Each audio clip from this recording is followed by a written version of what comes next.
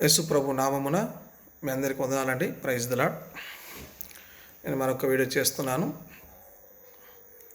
ఈ వీడియో ఎవరి గురించి అంటే, దేని గురించి అంటే, రాధా మనోహర్ దాస్ అనే ఒక అజ్ఞానికి, ఒక మూర్ఖుడికి,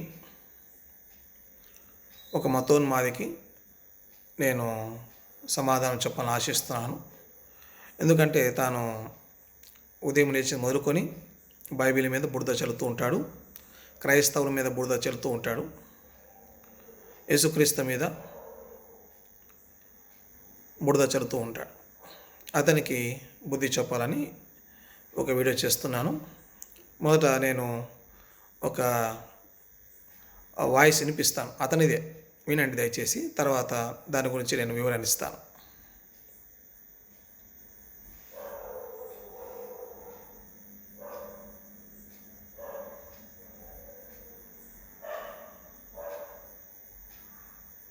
ప్రపంచంలో ఎక్కువ విడాకుల రేట్ ఎక్కడ ఉంది తెలుసు? గొర్రెల దగ్గరే, వాళ్ళ దేశాల్లోనే. ఎక్కువ వ్యభిచారం వాళ్ళ దగ్గరే. వాళ్ళు చెక్ చేసుకోండి రిపోర్ట్స్. ఎక్కువ క్రైము వాళ్ళ దగ్గరే, ఎక్కువ పెంకుతీత వాళ్ళ దగ్గరే. ఇంకేమిట్రా ఉంటాయి ఇలాంటివి? ఎక్కువ స్లాటర్ హౌస్ వాళ్ళ దగ్గరే, విత్ గణాంకాలు అనగా రికార్డ్స్. నా సొంతం ఏం లేదు. మీరు ఇలా మాట్లాడతారు కదా, ప్రతి ఒక్కరిని ప్రపంచంలో ఎక్కువ విడాకుల రేట్ ఎక్కడ ఉంది తెలుసు? గొర్రెల దగ్గర. ఇతడు చెప్పిన కొన్ని అంశాలు, ప్రపంచంలో ఎక్కువ విడాకులు తీసుకునేది క్రైస్తవులు అంటున్నాడు.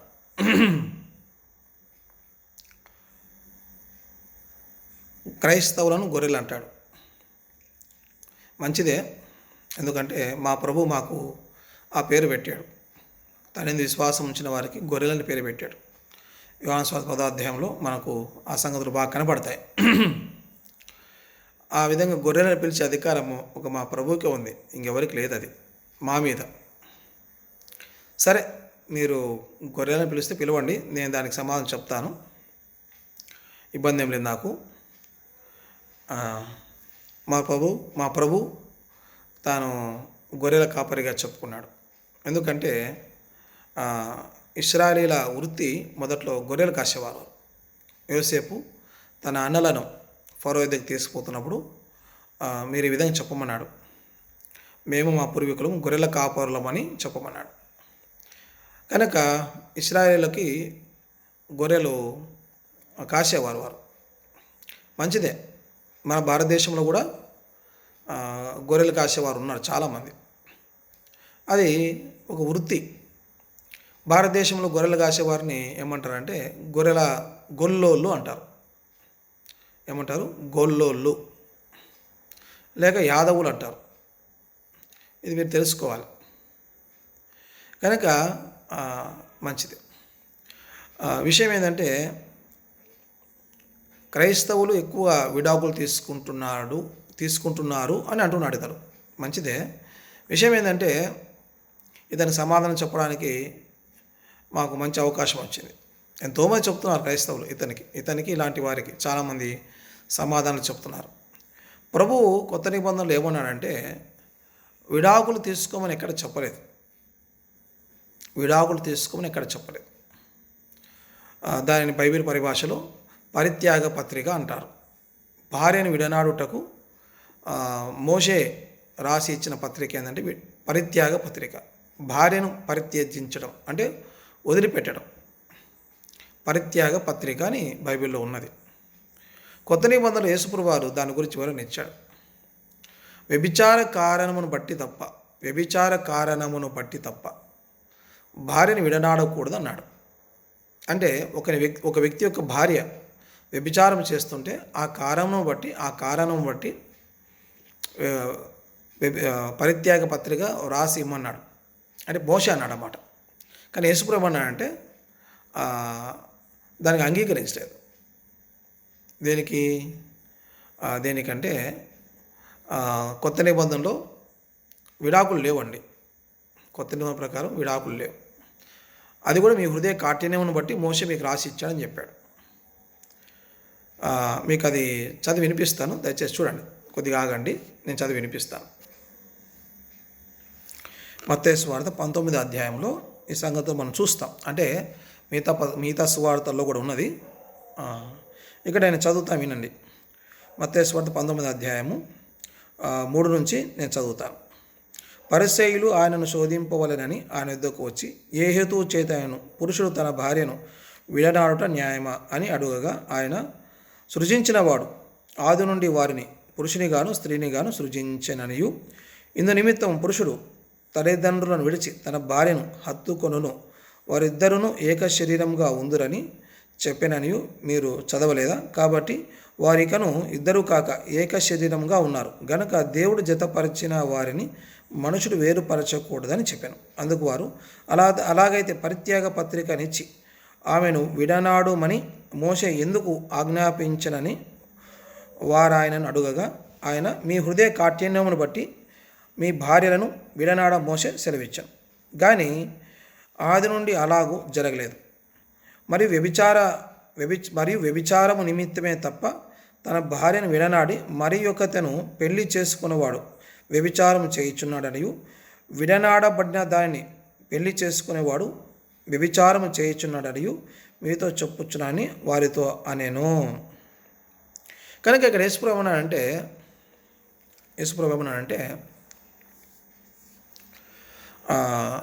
దేవుడు మానవుని పురుషునిగాను స్త్రీగాను నిర్మించాడు.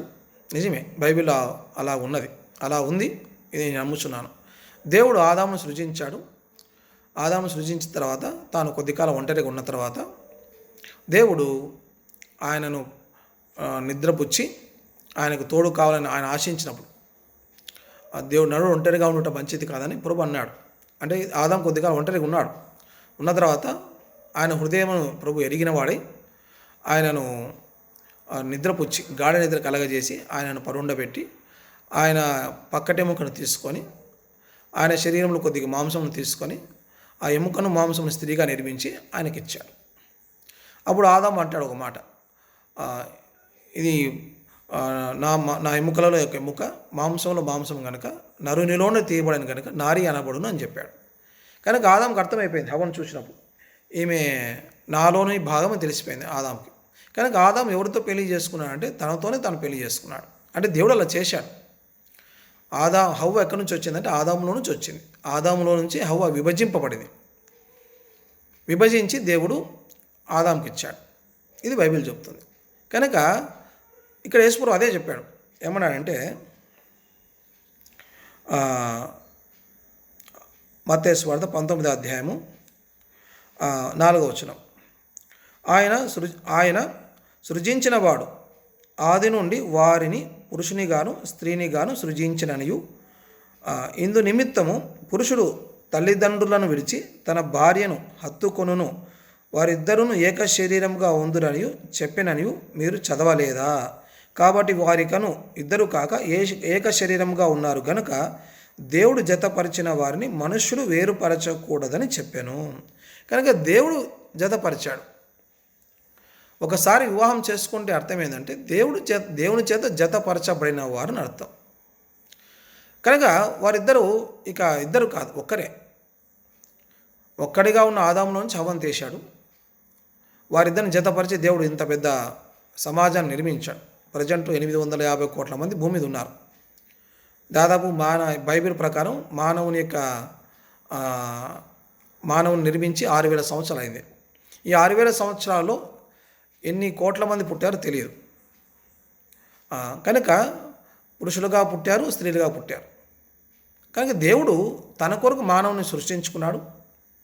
దేవుడు పురుషునిగా సృష్టించాడు, స్త్రీగా సృష్టించాడు. ఎందుకు సృష్టించాడంటే యేసు ప్రభునందు మానవ జాతిని తనకు కుమార్తెలుగా స్వీకరించి వారికి మోక్షం ఇవ్వాలని, నిత్యత్వం ఇవ్వాలని, నిత్యజీవం ఇవ్వాలని దేవుడు మానవుని సృష్టించాడు. ఇది దేవుని బైబిల్లో ఉన్న సంకల్పం మానవుల పట్ల దేవునికి.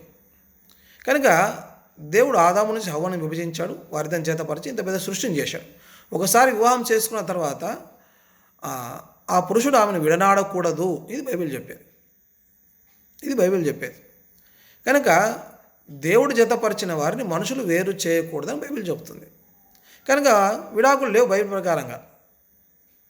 ఒకవేళ నీ భార్య తప్పు చేస్తే క్షమించాలి, ఇది బైబిల్ చెప్పేది. ఎందుకంటే యేసుప్రభువే ఆ మాట అన్నాడు. ఎందుకంటే తన సంఘము అపవిత్రపరచబడినప్పుడు, అంటే ఆయన ప్రజలు యేసుప్రభు నమ్ముకున్న తర్వాత యేసుప్రభు నమ్ముకొని పాపం చేసే వాళ్ళు ఉన్నారు. పాపం చేయమని యేసుప్రభు చెప్పాడు. పాపం అంటే ఆజ్ఞలు అతిక్రమించుట. కనుక ఆజ్ఞలు అతిక్రమించు వారు పాపం చేస్తారు. పాపం అంటే దుష్కృతము. సైతాను మాట విని సైతాను చెప్పింది చేయవారు పాపం చేసిన వారు. అయినా వారిని ప్రభు క్షమిస్తున్నాడు.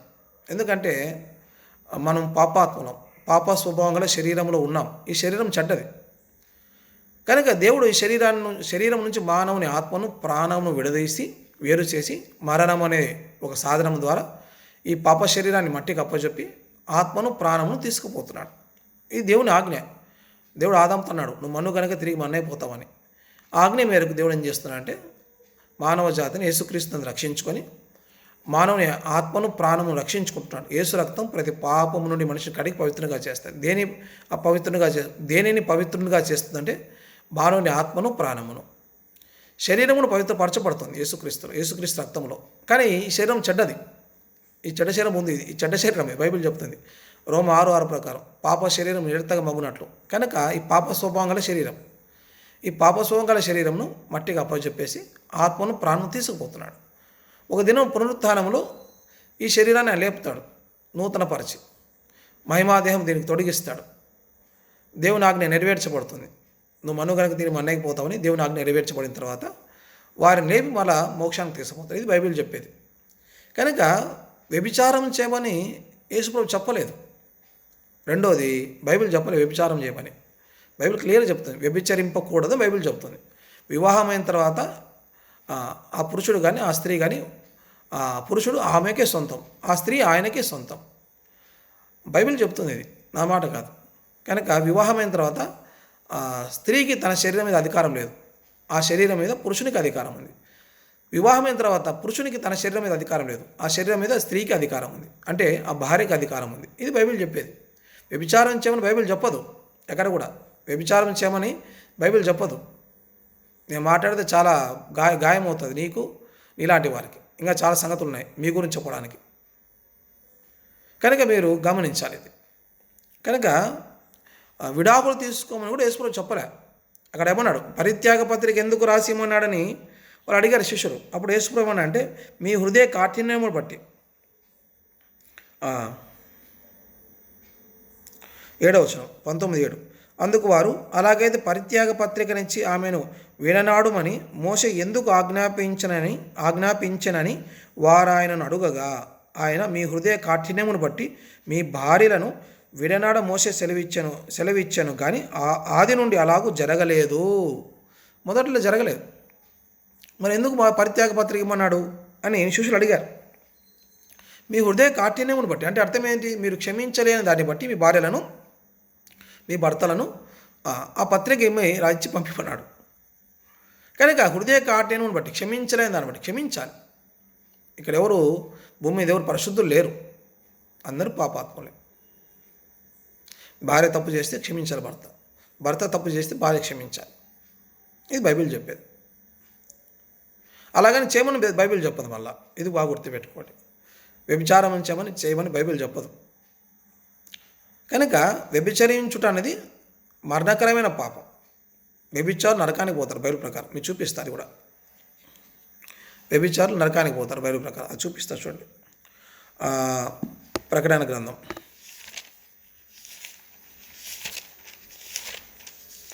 21వ అధ్యాయం అక్కడ 8వ వచనంలో రాయబడింది. వ్యభిచారులు ఎక్కడికి పోతారు? పిరికివారును, అవిశ్వాసులను, అసహ్యులను, నరహంతకులను, వ్యభిచారులను, మాంత్రికులను, విగ్రహారాధికులను, అబద్ధికులందరూ అగ్నిగంధకములతో మండుగుండములో పాలు పొందుదురు. ఇది 2వ మరణం. ఇక్కడ స్పష్టంగా పరిశుద్ధాత్ముడు చెప్తున్నాడు, యేసుప్రభు చెప్తున్నాడు.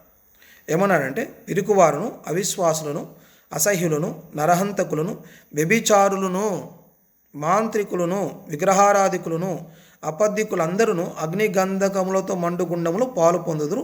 ఇది 2వ మరణం. కనుక బైబిల్ చెప్పదు వ్యభిచారం చేయమని. బైబిల్ చెప్పదు వ్యభిచారం చేయమని.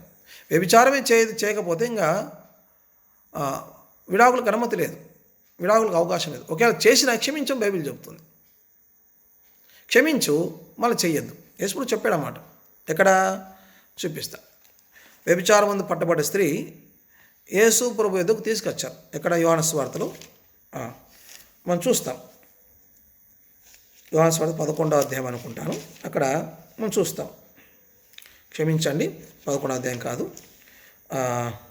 8వ అధ్యాయం. యోహాను సువార్త 8వ అధ్యాయంలో యేసుప్రభు వారు వ్యభిచారం ముందు పట్టబడ్డ స్త్రీ తీసుకొని రాబడింది యేసుప్రభు దగ్గరికి. వాళ్ళు యేసుప్రభుని శోధిస్తూ ఒకే పట్టును అడుగుతున్నారు. వ్యభిచారం చేసే వ్యక్తులను చంపేయమని బైబిల్ చెప్తుంది. రాళ్ళతో కొట్టి చంపమని బైబిల్ చెప్తుంది. ఇశ్రాయేలు ప్రజల మధ్య వ్యభిచారం జరగకూడదు. వ్యభిచారం నేరం, పాపం బైబిల్ ప్రకారం.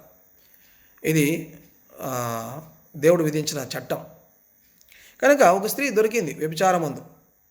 దొరికితే ఆ పురుషుడు ఏమైనా తెలియదు, వాడు పారిపోయి ఉండొచ్చు. ఈమె దొరికితే పట్టుకొని వచ్చారు యేసు దగ్గరికి. పట్టుకొని వచ్చి ఒకటే పట్టును అడుగుతున్నారు. ఏం చేయమంటావు? ఏమైనా మోసే ధర్మశాస్త్ర ప్రకారం రాళ్ళతో కొట్టి చంపాలి. ఏం చేయమంటామని అడిగినప్పుడు యేసుప్రభు ఏమన్నాడంటే, కింద రాస్తున్నాడు నేల మీద, అడిగే వారి సంగతులు రాస్తున్నాడు. రాసిన తర్వాత ఒక మాట అన్నాడు. యోహాను సువార్త 8వ అధ్యాయంలో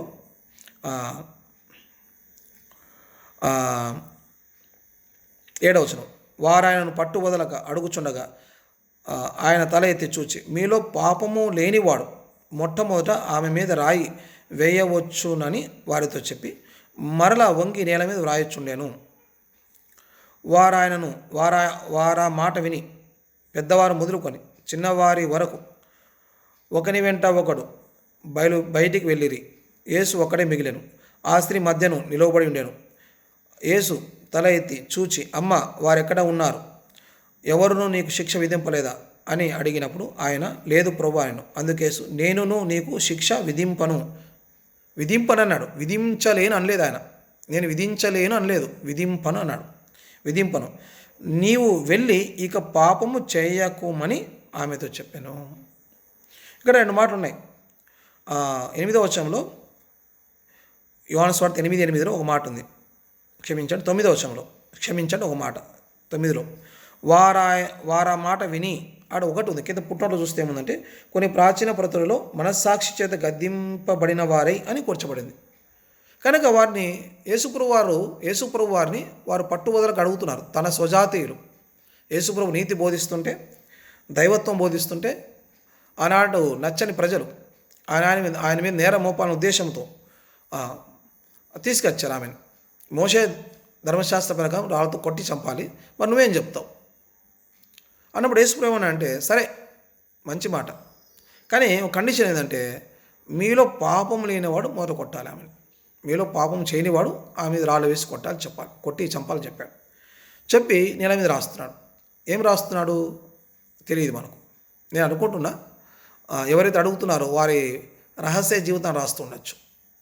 చదువుకుంటున్నారు, బయటికి వెళ్ళిపోతున్నారు. ఎక్కడుంది మాట? 9వ వచనం.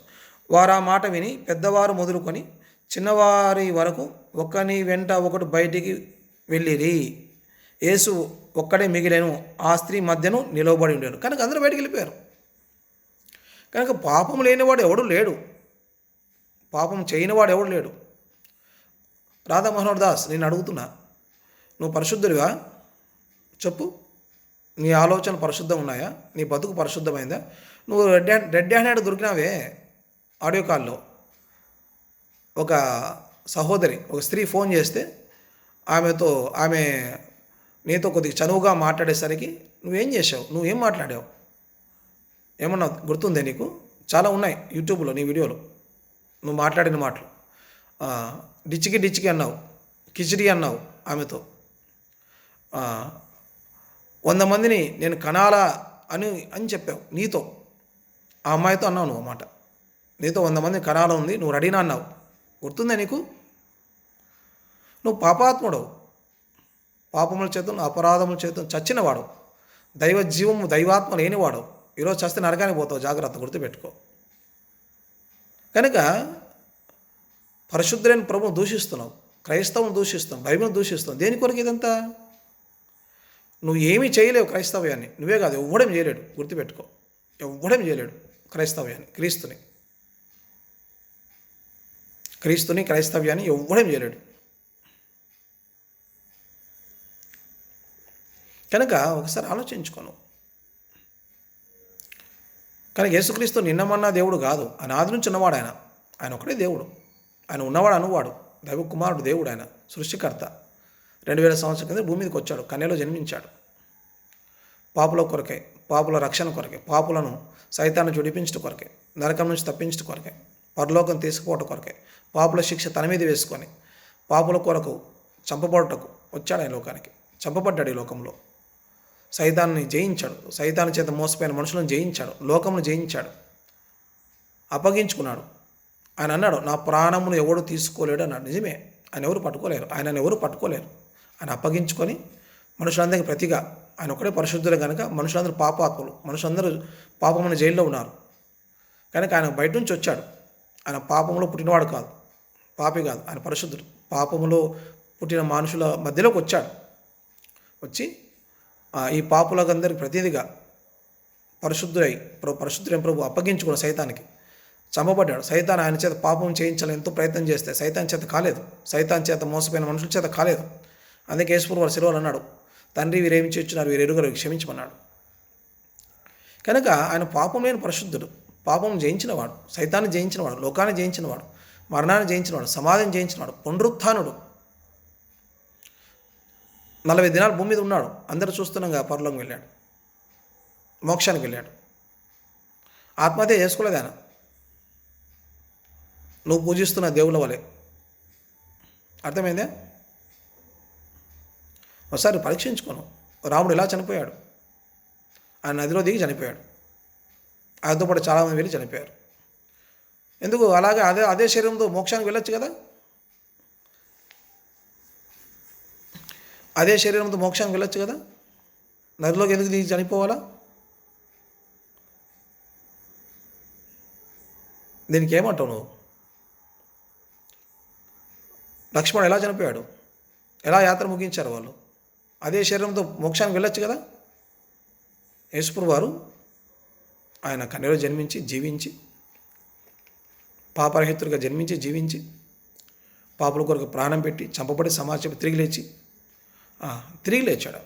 మరణం సైతాన్ని జయించాడు. మరణాన్ని మింగివేశాడు, దుష్టత్వాన్ని మింగివేశాడు. మరణం అంటే సమాధి పోవడం కాదు.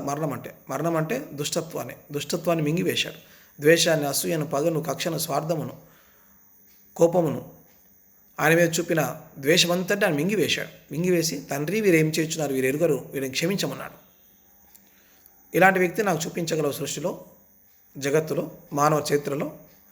నువ్వు కొలుస్తున్న, నువ్వు పూజిస్తున్న దేవుళ్ళలో ఇలాంటి వ్యక్తిని చూపించగలవా? నేను ఛాలెంజ్ చేస్తున్నా. యేసు ప్రభు కన్నా ఉత్తముని, పరిశుద్ధుని, జ్ఞానిని, అన్ని కోణములలో యేసు ప్రభు కన్నా పరిపూర్ణని చూపిస్తే నేను యేసు ప్రభువును వదిలిపెట్టి అతన్ని వెంబడిస్తా. నువ్వు చూపించగలవా? యేసు ప్రభు కన్నా ప్రేమామయుని, కరుణామయుని, త్యాగిని నాకు చూపించగలవా? చూపిస్తే నేను యేసు ప్రభువును వదిలిపెట్టేటకు సిద్ధమే. ఒక క్రైస్తవునిగా, దైవ సేవకునిగా, పాస్టర్గా నేను సిద్ధమే. అతనికి సేవ చేస్తా. నా పాపముల కొరకే మరణించిన వాడిని ఒకరిని చూపించగలవా? నా పాప శిక్షను కొట్టివేసిన వాడిని ఒకరిని చూపించగలవా? నన్ను ప్రేమించేవాడిని చూపించగలవా? ప్రేమించడం అంటే ముద్దు పెట్టుకోవడం కాదు. నా పాపముల కొరకు మరణించాలి. నా శిక్ష తన మీద వేసుకొని చనిపోవాలి, సమాధి చేయబడాలి, తిరిగి లేవాలి, నా పాపమును మూల్యం చెల్లించాలి. చూపించగలవా? కనుక అనాలోచితంగా మాట్లాడద్దు. కనుక వ్యభిచారం చేయమని బైబిల్ చెప్పదు, విడాకులు తీసుకొని బైబిల్ చెప్పదు. ఇంకా చాలా సంగతులు ఉన్నాయి మాట్లాడుతూ. ఇప్పటికి లెంత్ ఎక్కువైపోయింది, 24 నిమిషాలు అయింది. కనుక ఈ వీడియో నీకు చేరాలని కోరుతున్నాను. కనుక ప్రియులారా, అనేకులు వీడియో చూడండి, మన ప్రియమైన హిందువులకి షేర్ చేయండి, మన భారతీయులకు షేర్ చేయండి. మనమందరం భారతదేశం పుట్టి పెరిగాం. మనమందరము ఒకవేళ హిందూ దేశం ఇదంటే హిందూ దేశం, మనమందరం హిందువులమే. భారతీయ దేశపరంగా చూస్తే, మతపరంగా గతంలో హిందువులు అయ్యుండొచ్చు.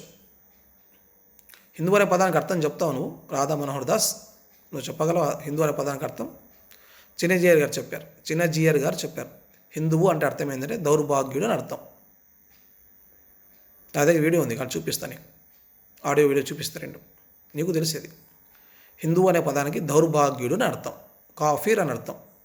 అది వేరే వాళ్ళు పెట్టారు ఆ పేరు అది అని చెప్పాడు. అది ఆయనకైనా గొప్ప జ్ఞానమేమో కాదు కదా.